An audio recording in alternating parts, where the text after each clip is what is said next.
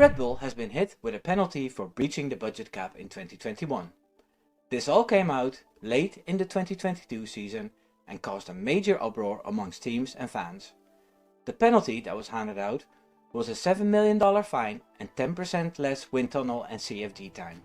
Some called the penalty draconian, others said it was a slap on the wrist.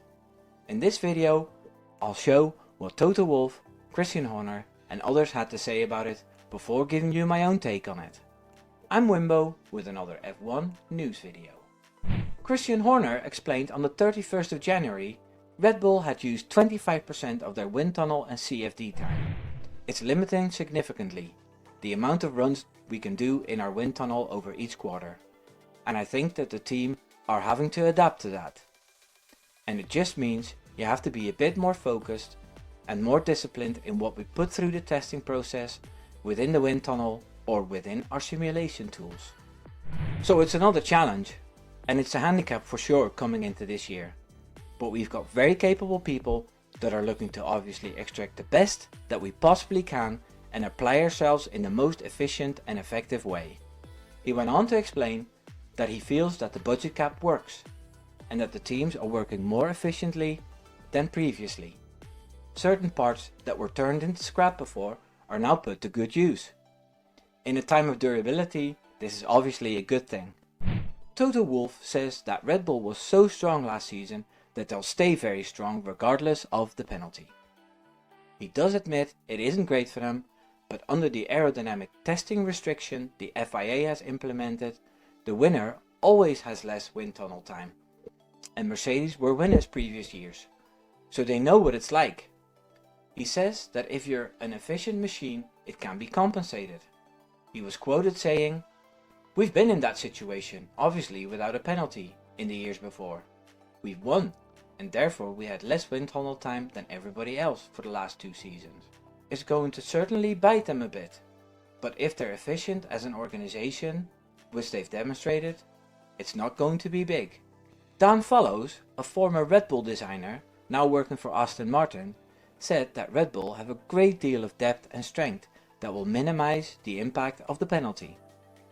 Otmar Schaffnauer, team principal of Alpine, had this to say: "It definitely won't help them.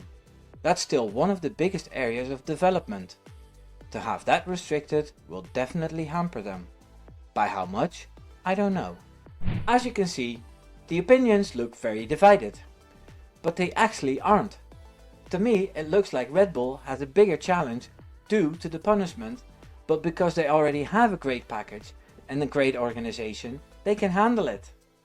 Looking at the quotes of Wolff, Follows and Schaffnauer, you can conclude they agree. The penalty would have been way harder to deal with for lower ranking teams, who still have a lot of gains to make, or even Mercedes, as they need every hour of wind tunnel time to improve on the problems the W13 had.